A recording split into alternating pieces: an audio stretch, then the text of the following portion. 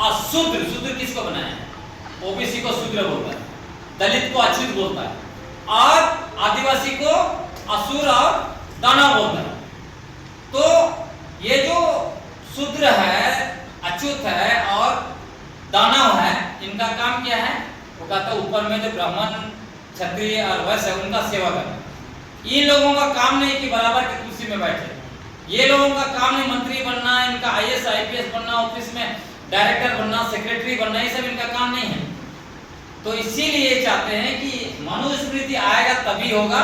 इस संविधान से इन लोगों को मिल रहा है, संविधान ने इनको समानता का अधिकार दे दिया, आरक्षण दे दिया। इसीलिए कहते हैं आरक्षण देश तोड़ने वाला है। और 10% ईडब्ल्यूएस आरक्षण लेता है, तब वो देश नहीं तोड़ रहा है। नैरेटिव बना है ना। जब देखा कि दलित, आदिवासी और ओबीसी आरक्षण के बलबूते ऊपर जा रहा है, बड़े बड़े पदों पर जा रहा है, डायरेक्टर बन रहा है, कहीं प्रिंसिपल बन रहा है, यूनिवर्सिटी में जो है कि वीसी तक बन जाएगा, चीफ मिनिस्टर बन रहा है, तो इनको ये बोलता है इनके पास दिमाग नहीं, दिमाग तो सिर्फ ब्राह्मणों को दिया है भगवान। तो इनको क्या करना है? आरक्षण को नीचा दिखाओ, आरक्षण देश तोड़ने वाला आरक्षण। जबकि देश में जितने भी प्रधानमंत्री रहे, सबसे ज्यादा तो स्वर्ण लोग ही रहे, प्रधानमंत्री, राष्ट्रपति, मुख्यमंत्री, ये जितने बड़े पद पर। तो अगर देश इतना कमजोर हो गया तो उसका जिम्मेवार तो वो होना चाहिए ना। तो बोलता आरक्षण ने देश को खत्म किया। नैरेटिव देखिए, नैरेटिव देता है ना, आरक्षण ने देश को खत्म किया। बताइए, आज जितना भी पैसा लेके भागा है विदेश, कोई आदिवासी या दलित ओबीसी है? सबका सब स्वर्ण लोग है जो देश छोड़ के विदेश पैसा डुबाया और भागा, अरबों रुपया बैंकों से लोन लिया और देश छोड़ के भागा। और नैरेटिव क्या बना रहा है कि आरक्षण देश बर्बाद किया, आरक्षण ने देश तोड़ा। समझ रहे हैं? तो ये लोग शब्दों का, नैरेटिव का, मीडिया का, सब इनका सब हथियार है।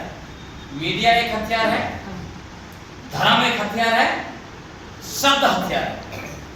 अपने लिए कितना अच्छा अच्छा शब्द उपयोग करते हैं ना। जैसे एक उदाहरण देखिएगा, आपको अगर कहीं पे रिबेट देता है तो उसको क्या बोलता है? जैसे लोन में दलित, आदिवासी, ओबीसी को रिबेट देता है, उसको क्या बोलता है? सब्सिडी।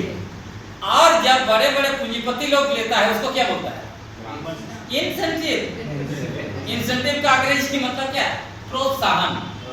जिसके पास ऑलरेडी पैसा है, ऑलरेडी समृद्ध है, उसको आप प्रोत्साहन राशि दे रहे हैं, और इधर आप क्या दे रहे हैं?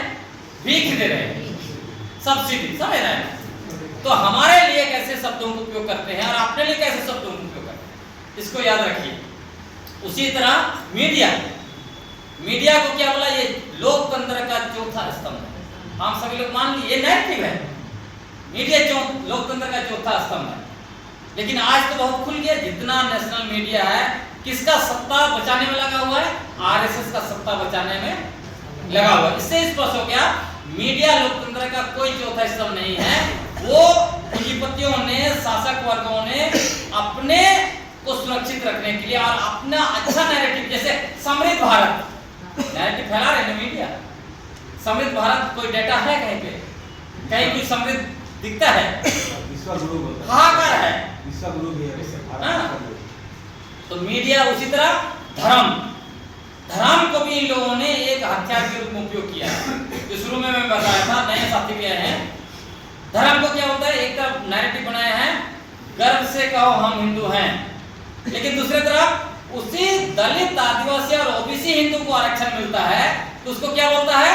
आरक्षण जो है खराब है, आरक्षण को खत्म करना चाहिए। कौन बोलता है? वही सवाल में।